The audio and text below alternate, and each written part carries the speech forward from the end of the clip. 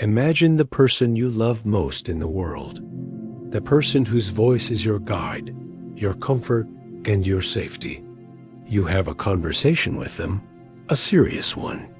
They give you a warning, a promise, and tell you to wait for them. And then silence. Not just for an hour, not for a week, not for a year. Imagine they don't speak to you again for 4 centuries.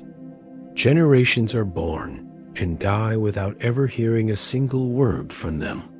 Grandfathers tell their grandsons, "He used to speak to us. He used to send fire from heaven. He used to part seas." But the grandsons look around and see only Roman swords, Greek statues, and an empty sky. This isn't a hypothetical scenario. This is exactly what happened to the people of Israel. We turn the page in our Bibles from Malachi to Matthew in a split second. The paper is thin, the ink is black. It takes less than a second to flip that page. But in that tiny gap of white space between the Old Testament and the New Testament lies 400 years of suffocating, terrifying silence. Historians call it the Intertestamental Period. Theologians call it the 400 silent years. But for the people living through it, it felt like abandonment. We often assume that because God was silent, he was absent. We assume that because there were no prophets, there was no plan. But what if I told you that this period of silence was actually the loudest evidence of God's sovereignty in history? What if the silence wasn't a pause button, but a construction zone? Today, we are walking into the dark. We are going to uncover what really happened in the gap and discover why God sometimes stops speaking just before he does his greatest work. Part 1. Setting the stage and raising the stakes. To understand the weight of this silence, we have to understand how the Old Testament ends. It doesn't end with a victory lap. It ends with a cliffhanger. The year is roughly 430 BC. The prophet Malachi steps forward to deliver the final word of the Lord. The Jewish people have returned from exile in Babylon, but things aren't going well. Jerusalem is a shadow of its former glory. The temple is rebuilt, but it's small and unimpressive compared to Solomon's temple. There is no Ark of the Covenant. The glory cloud of God, the Shekinah, has not returned to fill the Holy of Holies. The people are cynical. They are bored with God. They are offering crippled animals as sacrifices because they don't think God is watching. They are asking, "Where is the God of justice?" Malachi looks at this lukewarm, compromised nation and delivers a blistering message. He confronts their corruption, but then he shifts his gaze to the horizon. His final words, the very last words of the Old Testament, are a promise and a threat. He says in Malachi 4:5-6, "See, I will send the prophet Elijah to you before that great and dreadful day of the Lord comes, or else I will come and strike the land with total destruction." And then ... the microphone cuts out. The scroll is rolled up. The prophet dies, and everyone waits. They wait for Elijah. They wait for the Messiah. They wait for the fire. 1 year passes, 10 years, 50 years.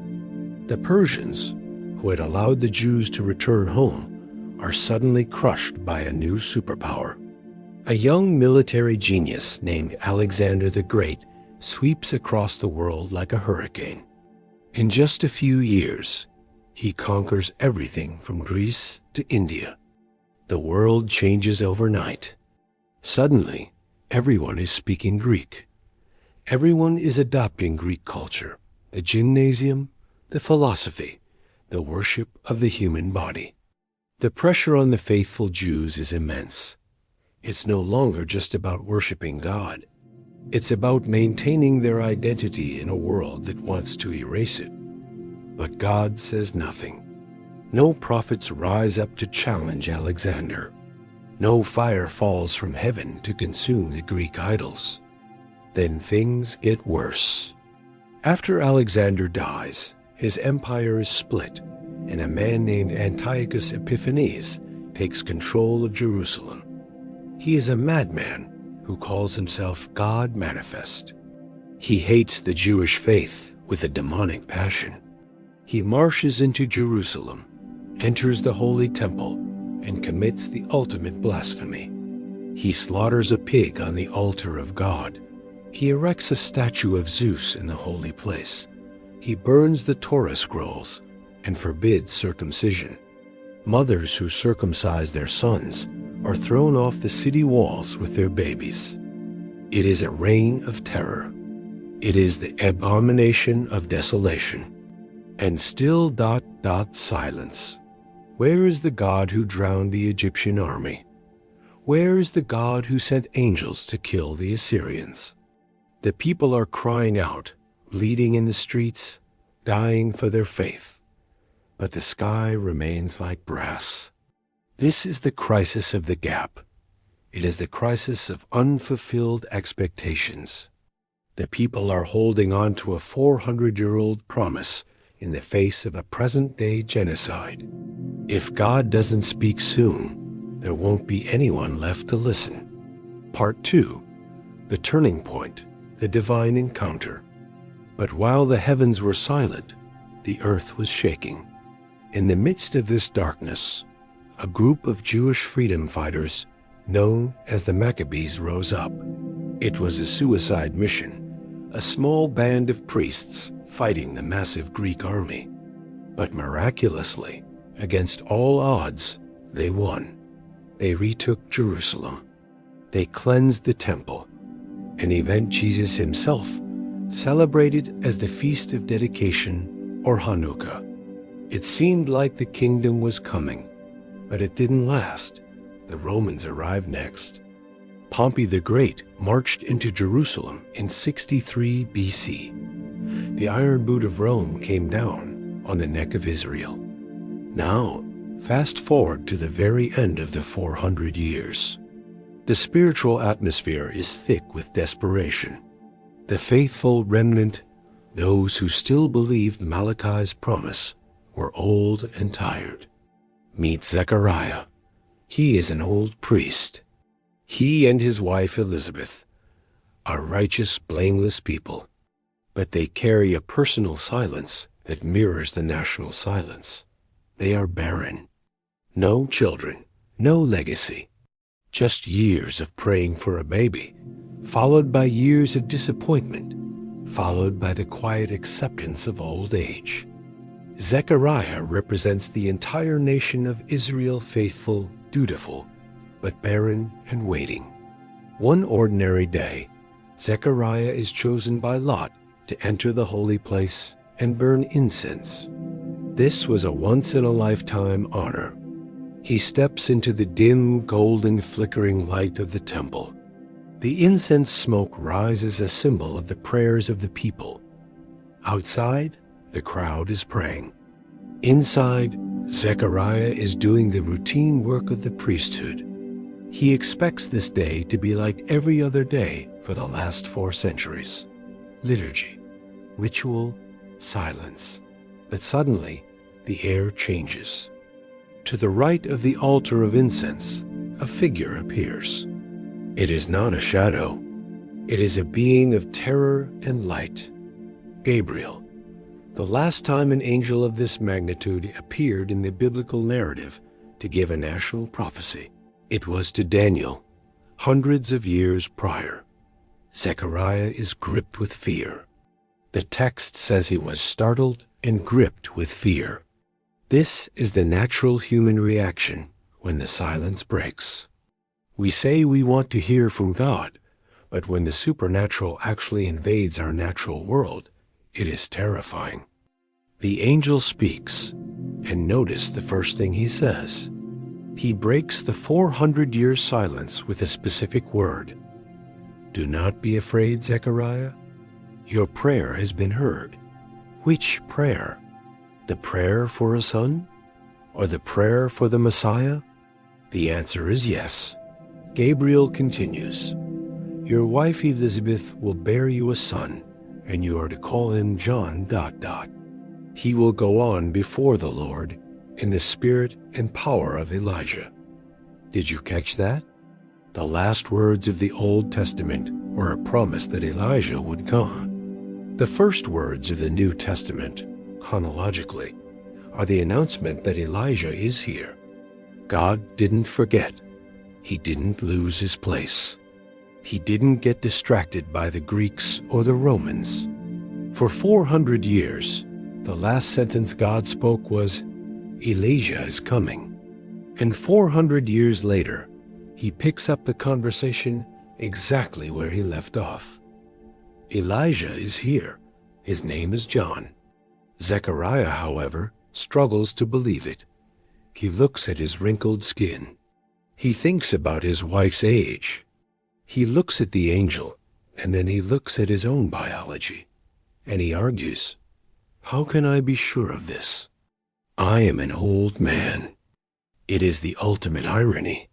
He has been praying for this, but when the answer stands right in front of him, he says, "That's impossible." Because of his doubt, the angel strikes him mute. Zechariah literally cannot speak. Think about the symbolism. God has been silent for 400 years.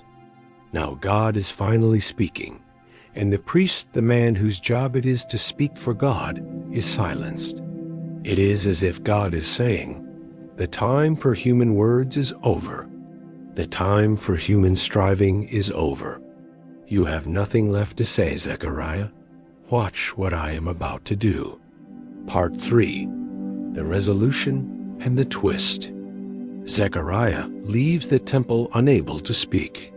He goes home to Elizabeth, and against all biological possibility, she conceives.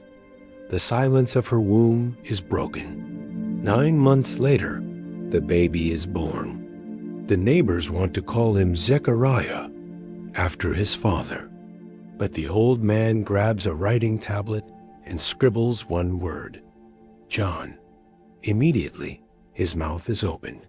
The silence breaks, and he begins to prophesy. But here is the twist, the detail that changes how we view those 400 silent years. We look back at the intertestamental period and see it as a tragedy. We see it as a waste of time. We think, if God had just sent Jesus earlier, think of how much suffering could have been avoided. But scholars and historians point out something incredible. During those 400 years of silence, while God wasn't speaking through prophets, he was working through providence. Alexander the Great forced the whole world to speak one language, Greek. For the first time in history, you could travel from India to Spain and communicate in a single tongue. This meant the New Testament could be written in one language and understood by everyone instantly. The Roman Empire built a massive system of roads that connected the entire known world. They eliminated pirates from the Mediterranean Sea. They created a Pax Romana, Roman peace, that allowed for safe travel. The Jewish diaspora, scattering, meant that there were Jewish synagogues in almost every major city in the empire. Do you see it? If Jesus had come 400 years earlier, there were no roads to travel on. If he had come 400 years earlier, the disciples would have faced language barriers at every border. If he had come 400 years earlier, there would have been no synagogues to preach in. God wasn't ignoring the world. He was preparing the world. He was using the ambition of Alexander and the power of Rome to build the highway that the gospel would travel on.